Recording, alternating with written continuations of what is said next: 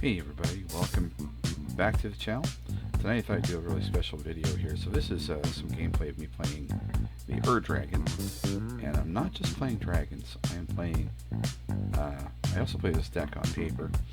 Tonight we're playing All Tribes Tribal, and it's kind of funny when I play this deck online and on paper because people ask me often, what tribe are you playing? And the answer is pretty much always all of them. And so on paper I discovered a really cool thing. Because your creatures are changelings, you are all creature types, and so that turns these lands like Guiltleaf Palace, where you have to reveal a card from your hand, says you have to reveal an elf card. If you don't, it goes into play tap. So this turns this into a dual land, because if I can reveal a changeling in my hand, it doesn't come to play tapped. And so I'm running the whole set of those in the deck, and they're super good for color fixing and getting things out there. I'm also running 36 total lands in the deck itself, because some of the cards are a little mana intensive, and I always like to have the mana available to me. So let me just tell you a little bit about some of the cards you're going to see in here. So obviously the Dragon is our commander. He's got eminence, and as long as it's in the command zone or on the battlefield, your dragon spells cost one less to cast. Now, I do have dragons in the deck, but that's not the focus of the deck. So for us, we're looking at changelings, because changelings count as all creature types, so that makes them also dragons. So they're going to be actually one less to cast, but the important part on this card is whenever one or more dragons you control attacks, you draw that many cards, and then you can put a permanent card from your hand onto the battlefield. So you get to draw a ton of cards with the Dragon when you have them out in play, and doing so causes you to be able to draw just a pile of stuff. Usually you'll have some kind of a crazy answer or another combo piece you can throw out onto the battlefield, and the deck is pretty good that way. So we are running some interesting cards. We're running things like the Ancient Amphitheater. So again, like I said, these are cards that ask you to reveal a creature type card. Because you're playing changelings, most of what you're going to reveal is going to be these creature types. We have 39 creatures total in the deck, and so chances are you have a changeling that will become a thing. We're also running the original dual lands, so we have Badlands, Bayou. We're running the Blood Crypt. We're running some shock lands, of course. We've got City of Brass in here, one of my favorite lands. I've had it since I started playing Magic. Command Tower, another good land. We're running Exotic Orchard. Of course, we've got some basics like some forests and things like that. We're also running things like the Godless Shrine, Heart Haven of the Spirit Dragon. So this is another one of those cards where it says add mana of any one color, spend this to only cast dragon creature spells. So we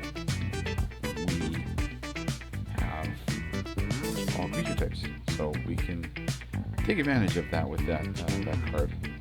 The Triumphs are in here. These are my favorite lands, I think, that they've printed recently. I love them because they're searchable. If they did come into play tapped, they would be even better. But they are still great because you can search for them on your opponent's turns and then untap them on your turn. So they're still very good, still very valuable. You'll see that all of the lands I'm playing are searchable, and we do have a few lands here to search for those lands. As far as the rest of the deck goes, we do have some fast mana. We're running a Mana Crypt because it's free and you can tap it for 2 colorless. We are running Universal Automation. It's a shapeshifter. It's a 1/1 changeling. We're running Soul Ring. Obviously, that's a staple of commander decks. We're running cards like Intune. So we're going to search a library for a card, put that card to your graveyard, and then shuffle a library. So there is a very specific card that we're going to be looking for with that card, and it is this gentleman here, Hakon the Stormguard Scourge. So this card allows you to play knights from your graveyard. So you can't cast this guy from your hand, it has to be from your graveyard. But once you get him on the battlefield, it allows you to do all kinds of crazy stuff. So I have noticed that with this card, the changeling tribal spells are recastable repeatedly from the graveyard. So when you have Hakon out, you can do things like crib swap somebody's entire board and give them 1/1 shapeshifters. You can shields your creatures and give them +1, +0, +1 a bunch of times. You can blades and give them +2, +0. You know, so it's a very handy trick for the deck. This deck involves a little bit of thought sometimes as you're playing it, and sometimes it just doesn't. You just get to go with whatever happens. This is probably my favorite current commander deck to play, with maybe the exception of my Charbelcher deck, but that's because it's a deck I came up with. And I'm running some pretty interesting creatures in here, so I kind of went with the theme of anything that these changelings could possibly do to give me an advantage. So I'm running things like Magda the Brazen Outlaw. It gives you dwarves +1, +0, but the important thing is whenever a dwarf you control becomes tapped, you make a treasure token, so you can sacrifice treasures for mana, and as you can tell, the Ur-Dragon costs quite a bit to cast, so if we can get Magda to make a bunch of treasures, we can usually cast it for a reduced price, or we can do other things with the mana that we have out there. You can also sacrifice 5 treasures to search for an artifact or a dragon card, put that onto the battlefield. And so, I mean, you can set yourself up with a nice combo where you get to find a certain dragon, like the Hellkite Courser, where when it hits the battlefield, you can throw your commander into the zone and give your commander haste, and then you pop it back to the command zone if you need the next end step. So there are some tricks in this deck, and a lot of them are kind of fun. We're also running things in here like the Masked Vandal. Lets you artifact, remove things from the play. So you can exile a creature card from your graveyard, and then if you do, you can exile an artifact or enchantment that your controls. Sometimes you just need to get rid of something on the battlefield, and Masked Vandal is great for that. And there are instances where you can sacrifice a Masked Vandal, bring the Masked Vandal back, repeat until you've gotten things kind of under control. We're also running the Unsettled Mariner. We're running basically most of the shapeshifters that do interesting things and some that don't, but the big thing is that we're going to be using the sort of static effects from a lot of these generals to do things. So we're going to do things like, just like Slivers, give them flying and haste. We're going to give our dragons double strike, since they're all dragons. We're going to give them indestructible. We're going to give all of our cats +1/+1 and give protection from dogs. Whenever one or more cats you control does damage to a player, destroy up to one artifact or enchantment that player controls. It's a great card. Realm Walker, also very powerful in this deck. Risen Reef got out of control in the game I'm going to show you with the Realm Walker. I became the table target very quickly. I'm usually the table target when I play this deck. And that's not a brag, it's just a thing that happens. The Ur-Dragon people are aware it's usually dragons, and dragons are always trouble. I'm playing Smothering Tithe in the deck. Smothering Tithe, I think, basically won me the game on this next game. And it's because everybody just let me curate treasure tokens, which is, if you give me so many free mana, it's going to be a problem. We're also running Noxious Wrong, if you control, so Peer Pressure, sorry. So we can steal people's creatures if we control creatures, and they do. Noxious Throng, I haven't gotten this off in a game yet. Usually by the time that I'm able to do this, people are conceding the game, so I haven't been able to actually knock Notorious Throng people out of the game. One of these days, we'll get there. We're also playing Mana Echoes, which gets really bananas with all of the shapeshifters making free mana every time you play a creature that shares a creature type. It gets crazy. We're playing the Ingenious Bear. It's got ninjutsu. So whenever a ninja you control deals damage to a player, you draw a card. So the point is, we're going to draw a lot of cards. And we're also playing Wart, Bogart Ante. Again, this is another one of those static, general effects. At the beginning of your upkeep, you can return a goblin card from your graveyard to your hand. So, for example, we can do that over and over with the Masked Vandal. Sacrifice the Vandal to an effect, bring it back to our hand. We're playing Admiral Beckett Brass because we like to steal things from people. When we're playing in the game, we like to have our pirates do that. We're playing Rin and Siri, and I didn't realize how incredible this card was until I started playing this deck, and it is awesome. This is a great card. Came out in Magic 21. Whenever you cast a dog spell, you create a 1/1 green cat creature token. Whenever you cast a cat spell, you create a 1/1 white dog creature token.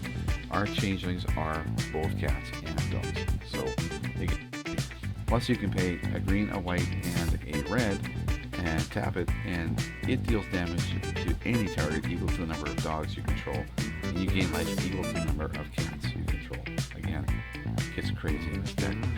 Of course, we have the Maskwood Nexus in the deck, which gives all of your creatures every creature type. We have multiple ways to do that in the deck. On paper, for example, I am also running... my paper deck is a little bit different from my online deck. So I'm running things like Call of the Kindred, and I'm running Conspiracy. So Conspiracy says you choose a creature type, creature cards you own that are not in play, and creature spells you control and creatures you control are of the chosen type. So I have lots of ways to kind of spread the love, so I can turn all of my slivers into all creature types and things like that. This is one of our hidden techs, and a really fun way to win games out of nowhere that people aren't expecting. Liliana's Contract. When it enters the battlefield, you draw 4 cards, you lose 4 life.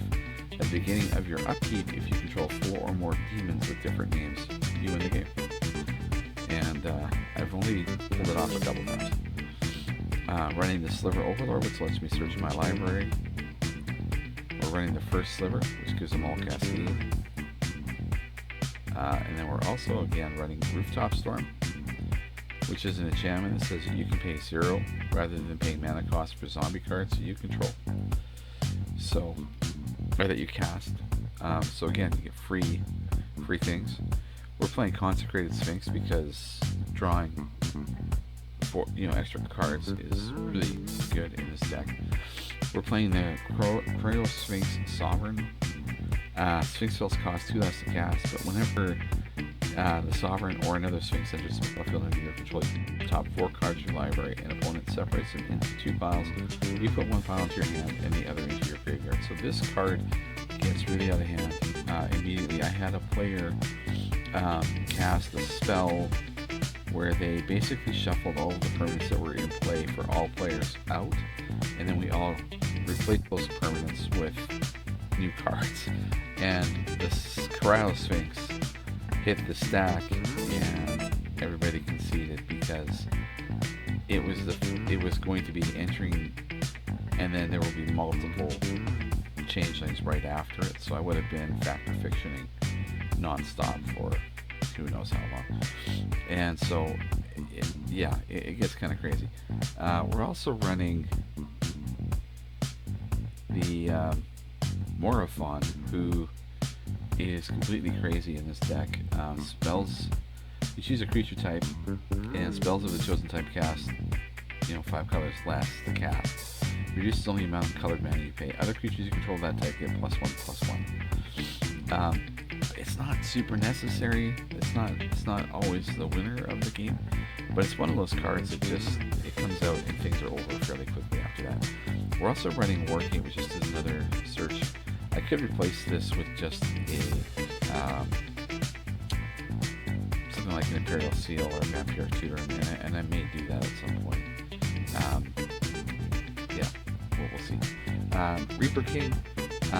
Whenever another scarecrow enters the battlefield, you destroy a target permanent. So again, taking advantage of those sort of static effects that are stapled onto these kind of commanders, generals of the different armies. And that's basically what the deck is. All Times Tribal is basically just a synergy engine. I mean, you're using the Eminence ability to make things cheaper, and then throughout the game, you're just taking advantage of whatever synergies you can get into. Honestly, this deck recovers so well from things. I mean, it recovers from board wipes in just a ridiculous fashion. It recovers from mass removal in a crazy fashion.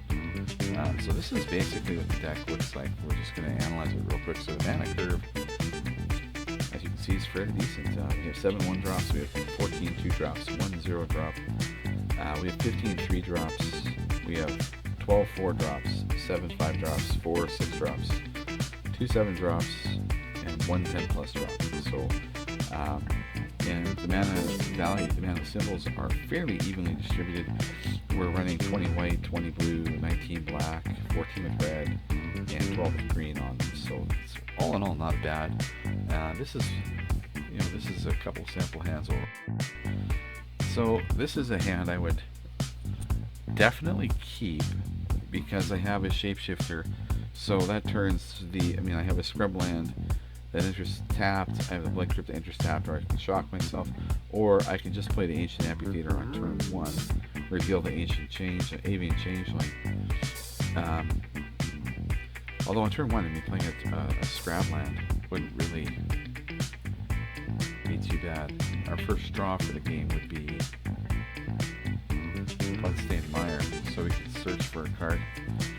There's another alternative hand.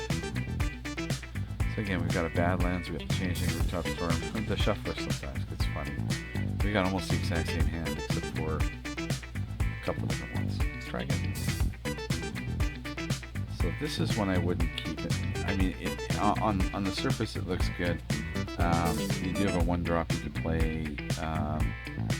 Problem is 1 land and you're playing 5 colors. Never keep a 1 land hand if you're playing 5 colors. You need multiple lands in your hand. It just gets too untenable.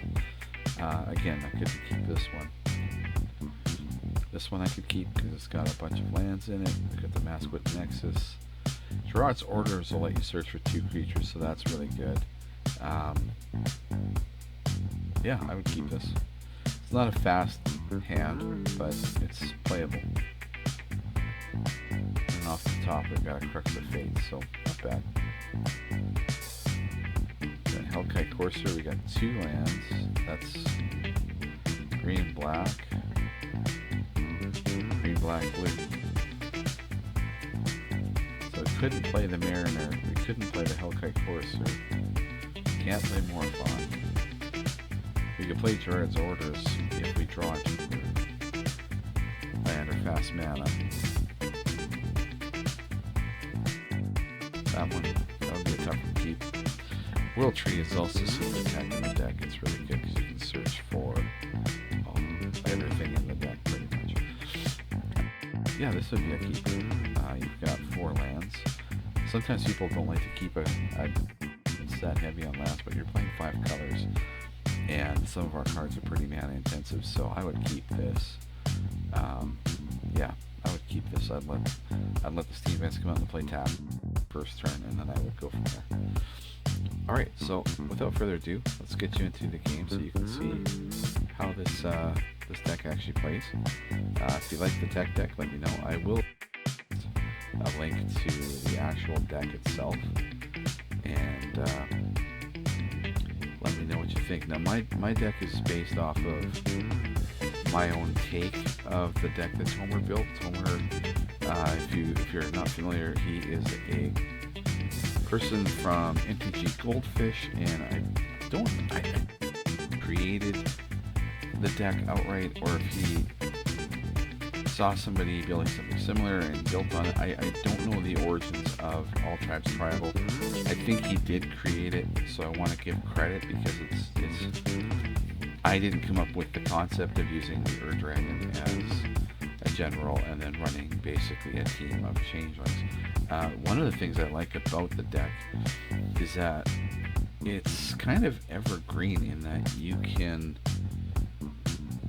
sort of change strategies. You can go with instead of the static generals strategies, you can go with other synergies. If there's cards out there that do other things, you can probably slide things in and out. You can design your deck based around whatever type of win you're going for, whatever kind of game you're going for. And it's kind of one of my favorite things about the deck is that you're able to just continually tinker with it and add and take away pieces and things like that. So again, let me know what you think in the comments down below. Like, share, subscribe, and don't forget to hit that notification button so you get the notification when I put a video up. I'm kind of infrequent. I try to put these up whenever I can. Until next time, enjoy playback of the game we played, and we were playing against the fellows. I decided to mulligan the first hand and keep the second one. I've got in my hands a Kateran Summons, first Sliver Swamp, Mana Echoes, Realm Walker, Battles of Blades of Velvet, and Godless Shrine. So I've got a 2-lander, and we are playing against Necrusar. We're playing against Light Paws, and we're playing against Chosen Kufrix and the Ishai Ujitai Dragon Speaker. Oh, there's a Core Spirit Dancer hitting the table. So this card says gets 2/2 aura attached to it, so we're looking at Voltron strategies here. We're going to play our second land, tap 2, get the Realm Walker out into play. Top card of our library is a Mountain.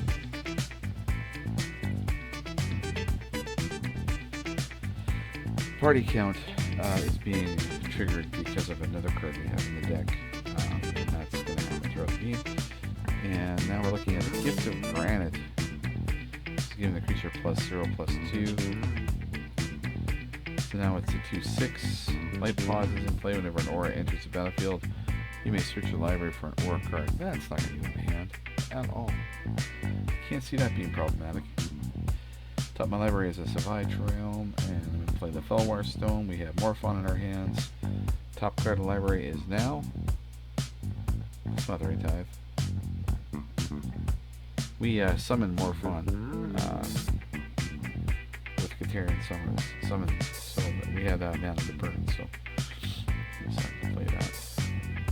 Now the Spirit Dancer is a 4/8,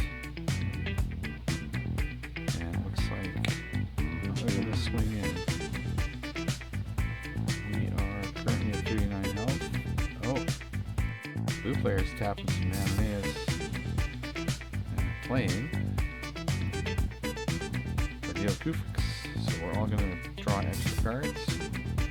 There's a black Lace on the table, and it is targeting one of our opponents. We are opening it back. On the battlefield for them is a Kedric Parasite. So it's going to do damage. That's the whole point of Necrosar deck, is to do damage. So our next card on top is a City of Brass. We have a Smothering Tithe out to play, and our opponents are hopefully going to have problems dealing with that. Looks like nobody is paying the extra 2. They're not paying their taxes, so that is good. With all the extra cards already on the table, we should make a lot of treasures. I think we're about to draw some attention, and we deserve it. So our opponent has played Jace's Archivist, which means they're going to wheel everybody on the next turn. So I need to choose my next play. Supreme Verdict. So he's got Supreme Verdict and wheeled at the same time, so that's okay. And I would like to have played the Mana Echoes that are more fun, but we're going to get a whole bunch of treasures from Smothering Tithe, and oh, we just drew into some pretty crazy stuff. We got a Shapeshare, Turian Mauler, Harabaz Druid, Rin and Seri, a Plains of Blood Crypt, and a City of Brass. We're sitting at 22, 23 treasure tokens right now because of Smothering Tithe and people not paying their taxes. 28 treasure tokens. It's gross, I'm not gonna lie. We just drew to the Feline Sovereign. So we're gonna play everything. I think that's what we do here, we just play everything. So we're gonna empty our hand. Get some sequencing lined up with Rin and Seri. Make some cats, make some dogs, gain some life. Play our Dragon because we have so much mana. And that is our board state after. This deck is crazy. It just rebounds so insanely. Everybody else has an empty board, and I have dogs, cats, and dragons on the board. Here comes Necrosar. So we're gonna draw 3 cards a turn now. We're sitting at 15 treasures. If we didn't have 3 lands in our hands, we could have cast 2 more spells, but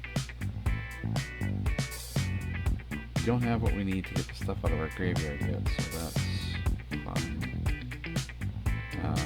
Smothering Tithe is just doing work. Just doing work.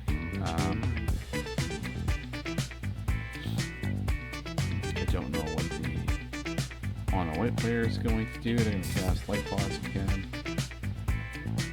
And they have 1 mana open. I don't know if they have a single. Nope, they don't, so they pass the turn. Our next player is going to take some damage from Necrosar, draw some cards. I'm going to get more treasures. I'm at 19, 20 treasures right now. Oh, it'd been nice to get that first sliver and have Cascade go off on all that stuff. So yeah, they're going to play. Maybe you draw a card, put a 1 counter on the lure scale, cool tie. So they're going for card draw, which I think is their whole thing. We have Risen Reef in our hand, Notorious Throng, and Admiral Beckett Brass. I think Admiral Beckett Brass is probably going to end the game when we play it, or Risen Reef. I'm not really sure. Let's empty our hand. So the Throng we want to hold up for combat damage. Make a bunch of stuff happen. We're going to play the Prowl cost, assuming that there is a need to. We're going to slide in and attack. We are going to put something into play from our hand.